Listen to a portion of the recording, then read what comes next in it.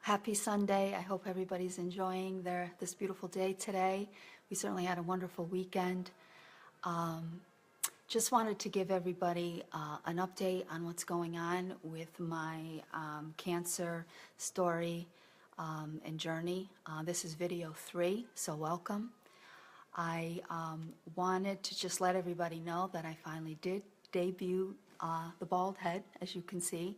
I went out last weekend to dinner with some friends and my husband, and since then have gone completely out bald and have continued to do so.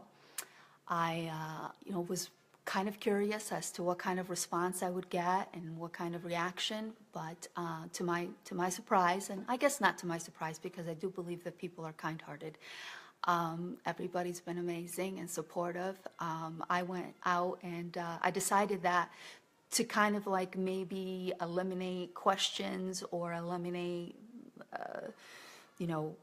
what's going on with her or something like that. I made like one of those, I made a headband like, the little babies wear when they're bald.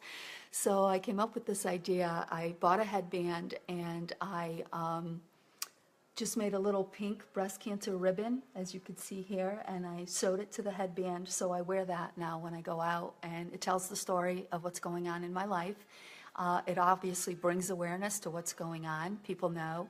I was at the grocery store the other day, and I, walked past a mother with a couple of kids, and I could see that the little girl was looking at me and wondering why I was bald.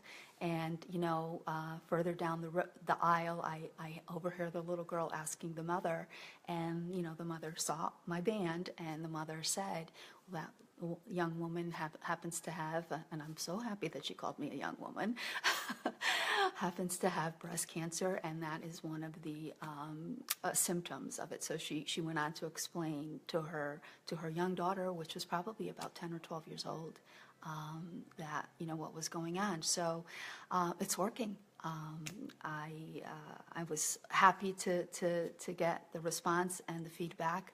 I went out to the garden show yesterday with a couple of friends at the Connecticut Convention Center, and one woman came up to me and just shook my hand and said, "You're rocking the bald head. This is terrific. I mean, God bless you." All those wonderful things. So it's been very encouraging, and I'm glad I did it. So I wanted to let you know that. Then I also wanted to answer a few more questions. I keep getting questions about the dense breast tissue, and also something I mentioned in my first video about breast pain. So let me clarify the dense breast tissue first. First of all, yes, I do have dense breast tissue. However, I don't have the required percentage, if you will, required by the insurance company to qualify me to get the extra imaging, the ultrasound, after my mammogram. I believe it has to be over 25% dense breast tissue in order for the insurance to pay for the extra imaging, the ultrasound, and I happen to fall under that. The reason why I got the ultrasound done is when I went to see my doctor. I was complaining of breast pain, and because of that, she was proactive, and she recommended that I have the ultrasound done. So in doing that, obviously, is what ended up finding the tumor and finding it much earlier than it could have been found had I not had the ultrasound done. Now, the other questions about the the other questions about the breast pain were, is there any indicator or any correlation? All my doctors, all the research I've read, and everything that I've looked into says that no, there is no correlation between breast pain and breast cancer. Everyone's saying that that has nothing to do with it. However, I will tell you this, that right exactly where I was having the breast pain is where my tumor was. So coincidence? I say no. However, the medical industry and my doctors and all the research and the data thus far is saying that is a coincidence, and that there is no correlation or relation to breast pain to breast cancer. I have a funny feeling that in time that will change, because I just find it very hard to believe that is a coincidence. So that's the scenario. So here's a tip. If you happen to have dense breasts and you're under 25% or whatever that, benchmark is, maybe you want to tell your doctor you have breast pain so you can get the ultrasound down. Just saying. So that's that. I hope that clarifies it. I'm getting a lot of questions on that, so I hope that that clarifies everything on that. Want to give everybody a treatment update. I am on still my round 1. I'm 3/4 of the way there, yahoo.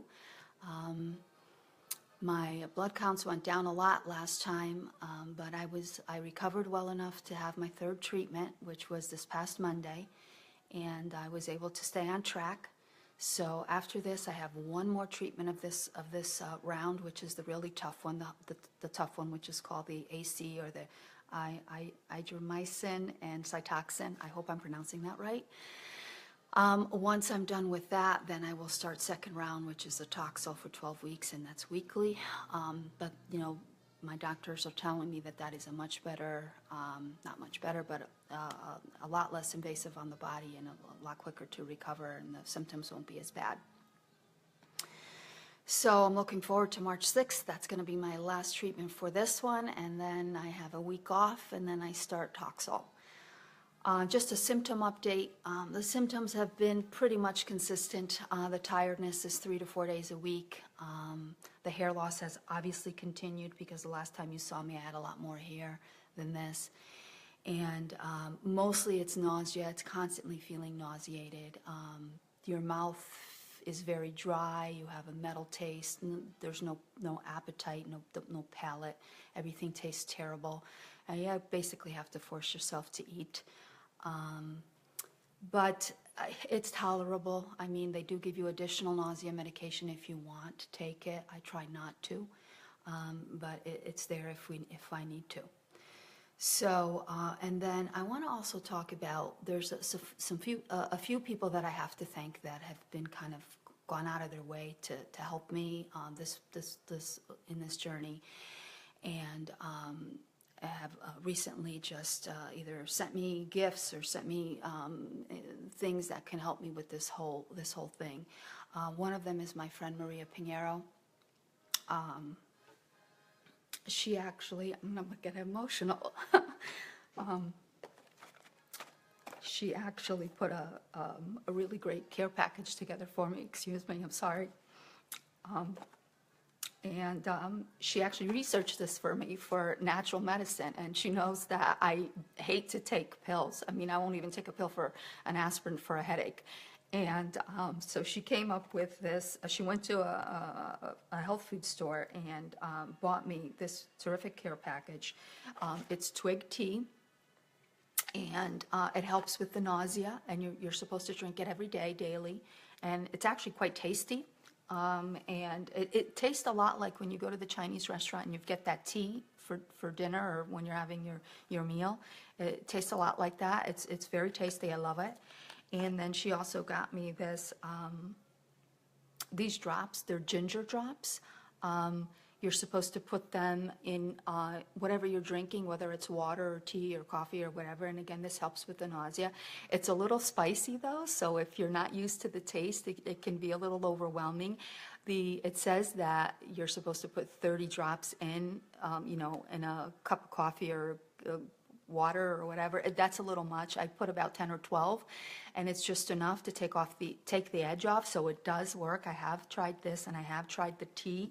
And then she also got me this motion sickness, and this is actually where you take it and actually put it right in your mouth. They go right in your mouth, where the ginger goes in some sort of juice or water, something that you're drinking.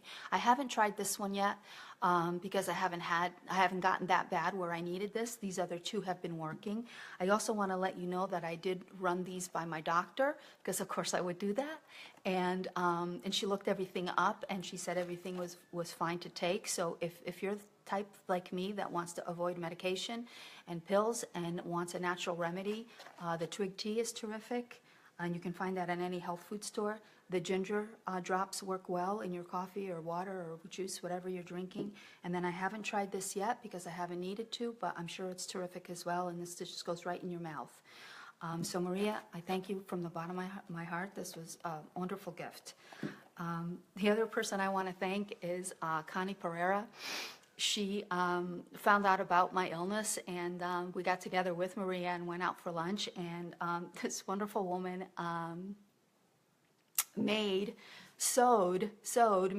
hats for me, if you could imagine. So here's one hat here. This is kind of fun, right? And this one here. She made like 5 or 6 hats for me. It's unbelievable. And then I totally love this one with the big bow. So, and she made me a really funky one that's kind of really fun with black ribbons and everything. So again, just like unbelievable the way people have reached out and just been just so supportive and just so helpful and just, you know, wanting to just give and just be great. The other thing I want to talk to you about is this. My sister-in-law, Stacy, thank you, Stacy, for sending me this. This is a bamboo cancer cap. And you wear this, you can wear this out or whatever. I like to wear it at night. It's made out of 100% bamboo. I mean, I wish you could feel it. It is so soft. It's unbelievable. It's breathable, so it's, you know, it keeps you either warm or cool depending on the temperature in the room. It's wonderful to sleep with. I sleep with this every night.